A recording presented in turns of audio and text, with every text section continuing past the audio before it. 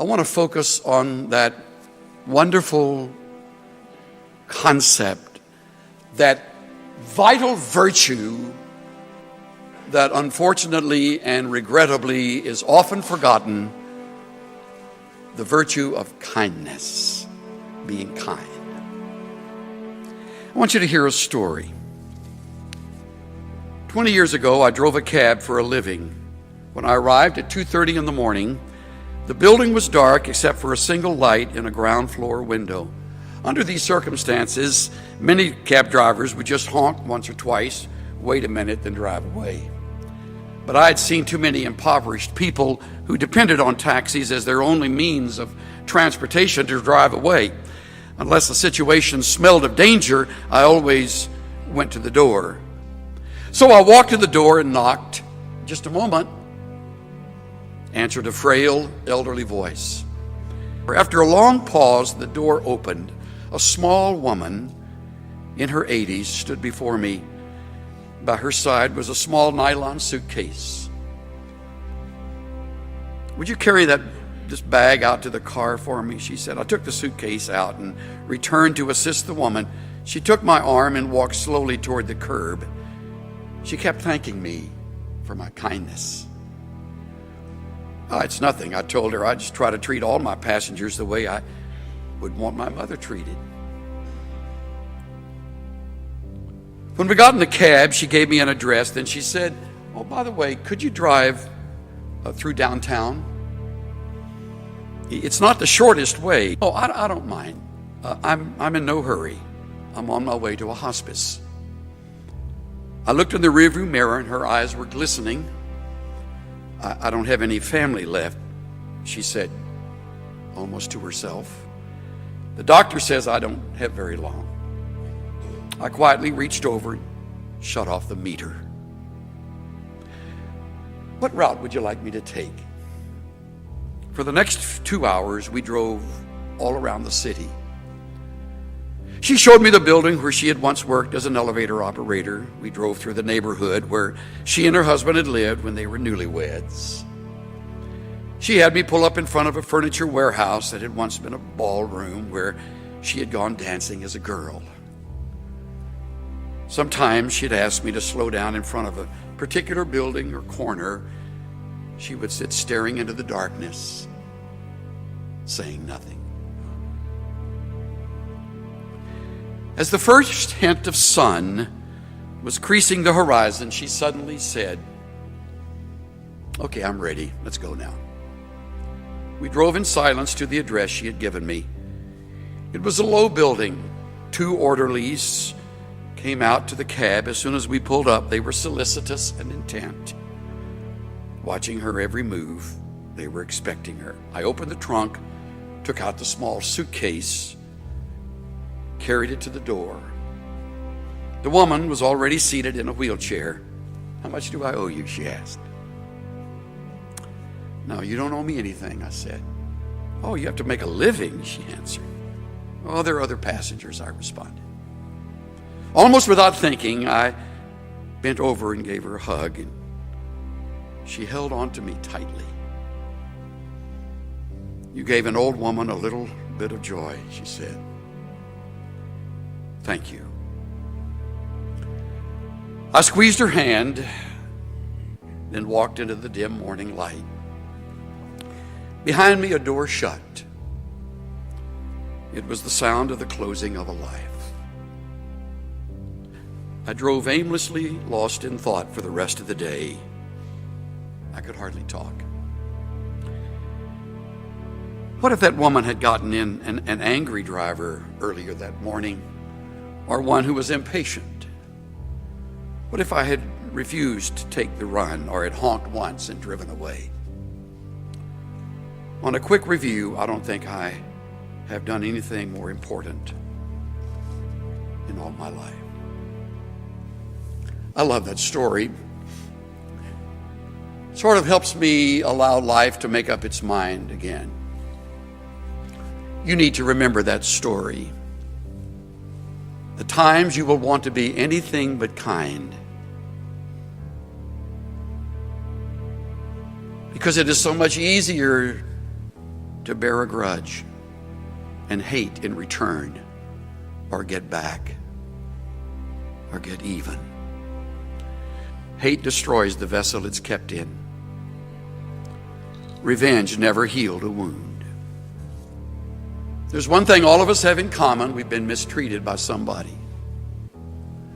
Some of you have known abuse, misunderstanding, and all of this has a way of siphoning your tank of kindness. It can make you hard. And you can get on with hard. You can get along with it. In fact, some will even respect you more because you're tough. But I urge you not to be. Be kind, tenderhearted, forgiving one another. When I'm truly free of revenge and bitterness, there is plenty of room in my heart left for kindness. And not until. Do what's right. Do justice. Love kindness. Walk humbly with your God.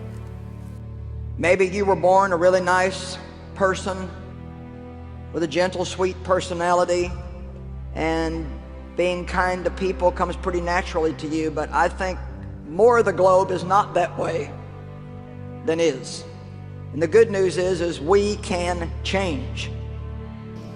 It's amazing what one kind word can do. We don't think anything about it, but to the other person, it breathes life into their spirit.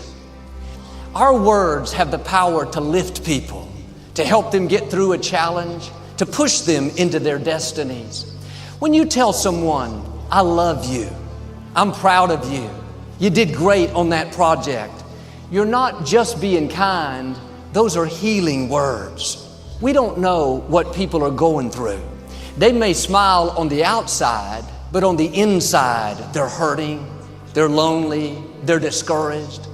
Many people have wounds from the past, wounds from a relationship that didn't work out, wounds from people trying to push them down. Just a simple word of encouragement. I believe in you. I'm praying for you. A simple compliment. You look beautiful today. It's no big deal to you, but to them, it's helping heal the wounds. It's lifting their spirits. It's causing them to believe in themselves. Your words can be what keeps them moving forward. And God puts people in our lives on purpose so we can bring healing. Letting people know that you care does more than you imagine. You have the power to put someone on their feet. You have the power to keep them from falling into depression. You have the power to cause them to pursue their dreams. Be free with your compliments. You can think well of your friend all day long, but if you never tell them, they'll never know. God wouldn't have brought it up if He didn't want you to tell them.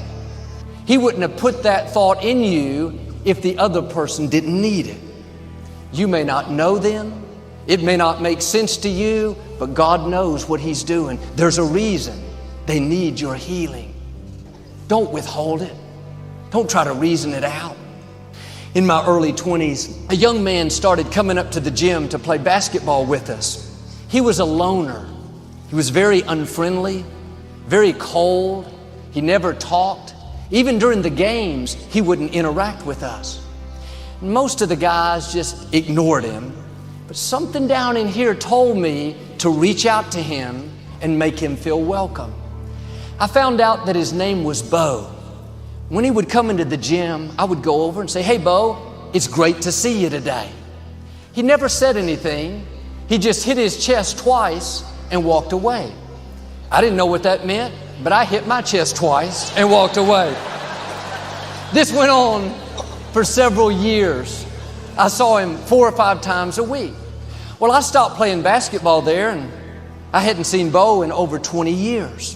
One Sunday, he showed up at church. I saw him afterwards. I thought, where do I know this guy from? He said, "I'm Bo. We used to play basketball together." That's the most I'd ever heard him talk. He went on to tell how he grew up in the projects At 14, he started living on his own. Nobody wanted him. He never felt loved or accepted. He said, one of the main reasons I went up to the gym was to hear you say, "Great to see you today," because nobody had told me that they were glad to see me. Those simple words, letting him know that I cared, were like life-giving water. Today, Bo is married. He introduced me to his children. He's setting a new standard for his family. What am I saying? Nobody is in your life by accident. Don't ignore what you feel on the inside, that compassion to encourage them, that desire to be their friend. Take time to make them feel loved. Doesn't have to be something big. Just good to see you. I believe in you. I'm praying for you. Just let them know that you care.